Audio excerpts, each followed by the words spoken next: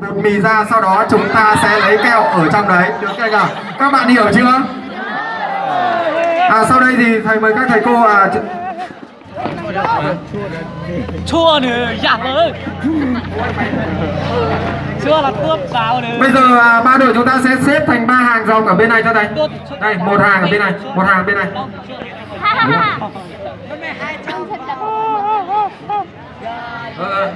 Như vậy xếp lên chân cho thầy. Đây các em ơi, bê lên chân cho thầy.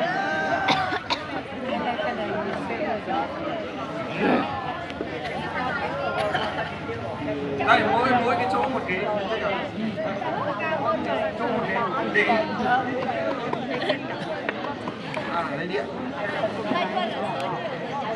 Các bạn dịch cho thầy cái bàn này sang bên kia một chút. Rồi, chúng ta sẽ cầm ống hút lên để thổi và tìm một cái kẹo.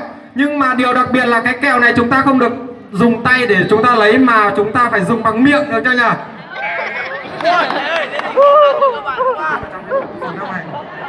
Thì các em có thể thổi bất kỳ, nhưng mà điều đặc biệt là gì đây? Một bạn lên thì phải thổi được một cái kẹo thì lúc đấy mới được đổi người thổi, được chưa nhỉ? Các bạn đã hiểu rõ luật chơi chưa? Rồi, như vậy các bạn chúng ta xếp hàng. Chúng ta xếp hàng ở dưới.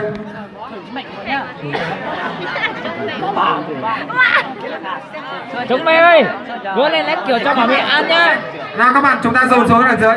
Dồn xuống đằng dưới, được chưa nhỉ? Khi nào thầy ra hiệu lệnh thì chúng ta sẽ bắt đầu. Các bạn thấy có cái đĩa chưa nhỉ? Chúng ta sẽ bỏ sản phẩm của chúng ta vào đấy, được chưa nhỉ? Nào bây giờ cô sẽ phát cho mỗi đội chúng ta một cái ống hút, một ống hút thôi, chỉ một ống hút thôi.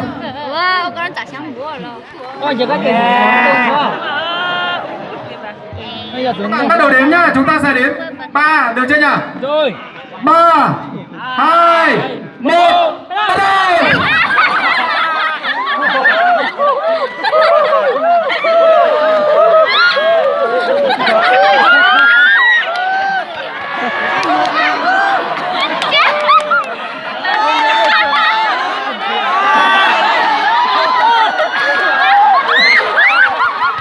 Các bạn tìm thấy công nhận được. Thấy như thế nào ạ? Bạn thấy như thế nào?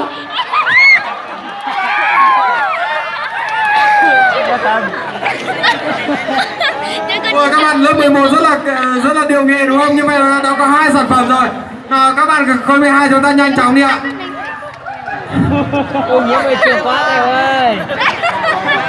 Các bạn lưu ý là mỗi lần chúng ta chỉ được một chiếc kẹo nhá. Các bạn lưu ý cho thầy là mỗi lần chỉ lưu ý là một chiếc kẹo thôi, không được lấy 2 chiếc kẹo đâu nhá. Nào khối 10 chúng ta nhanh chóng chúng ta lại.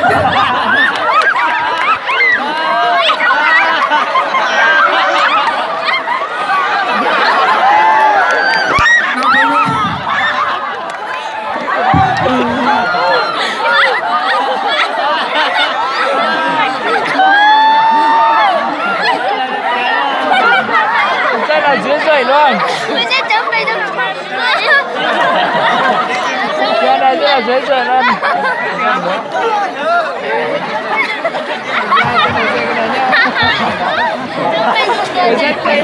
Vừa nay anh chồng lớp C2 cứ như bụt đấy.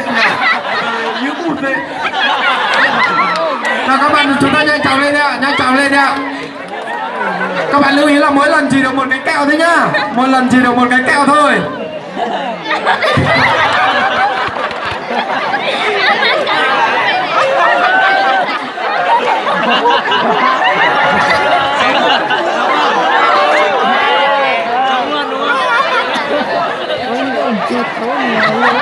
Đâu không được bỏ ống hút đi, ống hút của bạn này đâu rồi? Đây.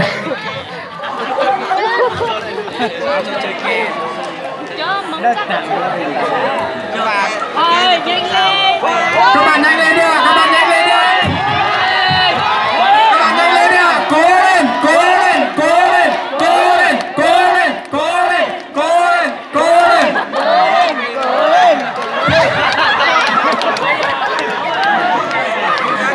Các bạn nhanh lên đi ạ, cố lên.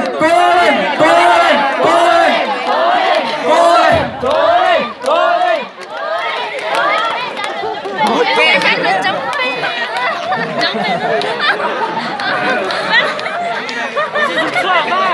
Đi được chưa? Đây là có một số mình trẻ to rồi. Cố lên nha, còn rất nhiều kèo ở trong đây nữa, cố lên nha.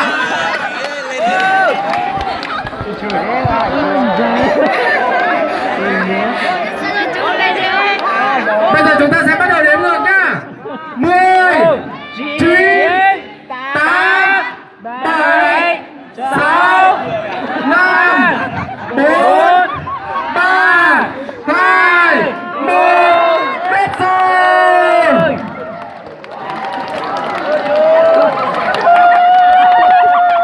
Các bạn thấy trò chơi vừa rồi nào ạ? Cảm giác như cứ ở trên cảnh đúng không? Nhưng mà hai ô nhé thầy ơi. Và sau đây thì chúng ta xin mời ba đội cùng ra, chúng ta sẽ bước lên phía trước và các thầy cô thì chúng ta sẽ chúng ta trực tiếp đếm cái kết quả. Chúng ta xếp hàng lên đi ạ. Chuyến đi mà trái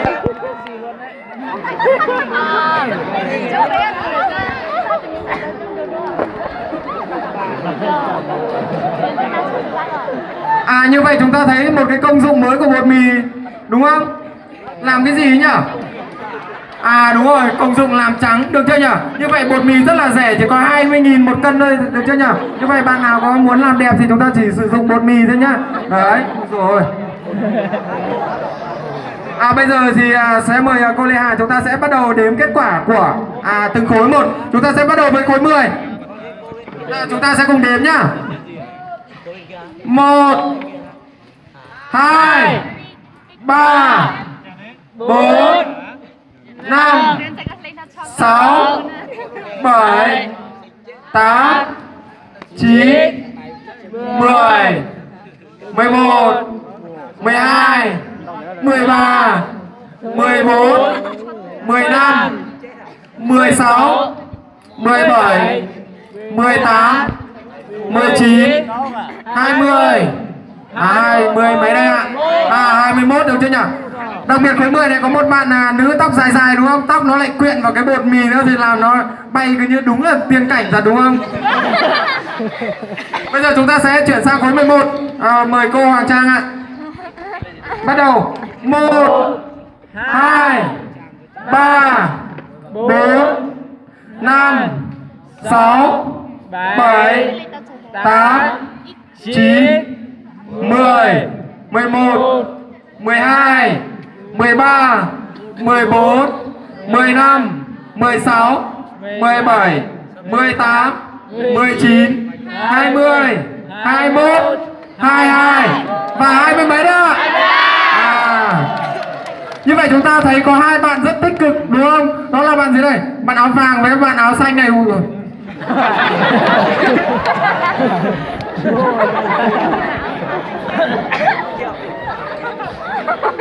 Úp luôn cả cái mặt vào đúng không nhỉ? Bây giờ chúng ta sẽ đến với kết quả của khối 12. Bạn Hồ sẽ đúp sẽ đếm 1, 2, 3, 4, 5, 6, 7, 8, 9, 10, 11.